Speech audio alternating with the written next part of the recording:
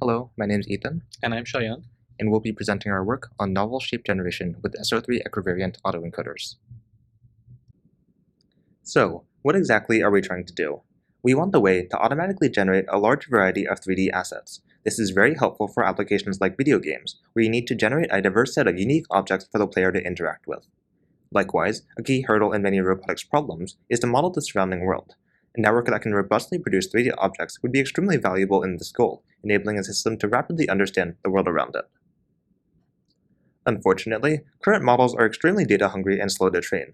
This is because most models do not take advantage of the inherent SO3 symmetry in 3D data, instead relying on data augmentation to learn all possible poses of input objects. Therefore, we seek to build an SO3 equivariant generative model that can learn from and generate 3D data, regardless of object pose. Unfortunately, this is a very tricky problem. As you know, state-of-the-art generative models are extremely large and complex. Therefore, we simplify the problem and seek to build an SO3 equivariant autoencoder on a dataset of boxes and use latent-based traversal to generate new data. If successful, we hope that this serves as a foundation for future work. So specifically, we have two main goals. One is to learn a rich latent representation, and the other is to design an interpolation that disentangles the rotation and transformation of the shape. As you can see in the figure, without a careful interpolation, or by just using a non-equivariant model, the interpolated shape might change even if we just interpolate between different rotations of the same object. Alright, let's look at our methods. So first we start out with a mesh, and we want to convert this into a representation that we can put into our network. So we're using the coefficients of the spherical harmonics. Therefore, we sample a bunch of points on the mesh, and use this to approximate the spherical harmonic function up to a given Lmax.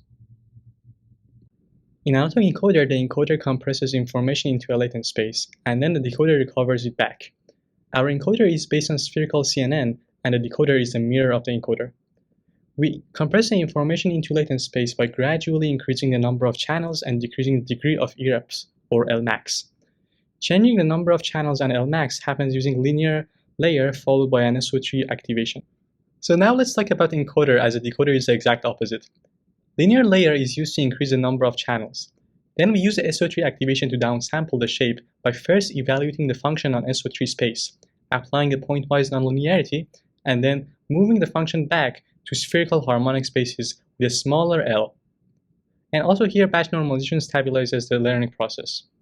Oh, and by the way, our input lives on S2, but the result of convolution lives in SO3. So we have to lift this representation by applying a linear layer in the beginning. Finally, let's talk about our loss function. So we compute loss in the Euclidean space rather than the spherical harmonic space. This is because we found that the loss was more meaningful in the Euclidean space. Now for our loss function, we use Huber loss, but we found that other losses would also work okay.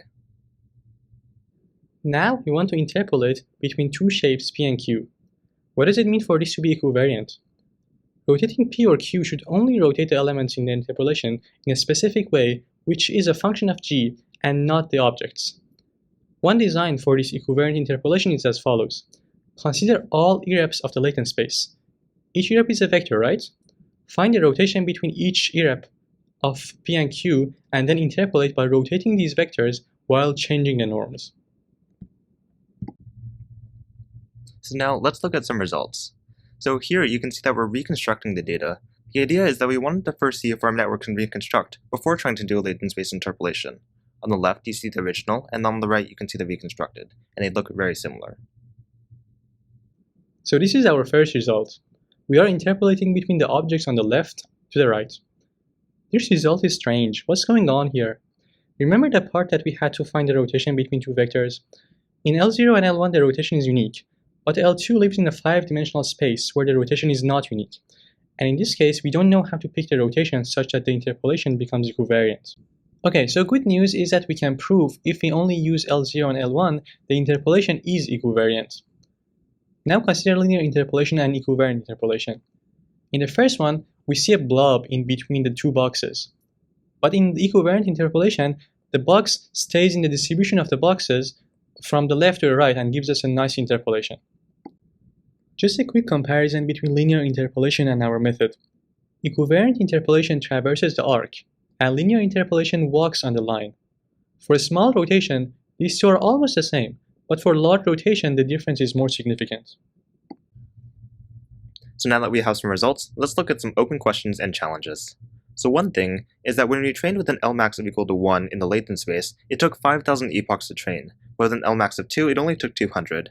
We don't know entirely what this is, but we think it might be related to normalization in the network. We would also like to see if it's possible to define a nice interpolation for an Lmax of greater than 1.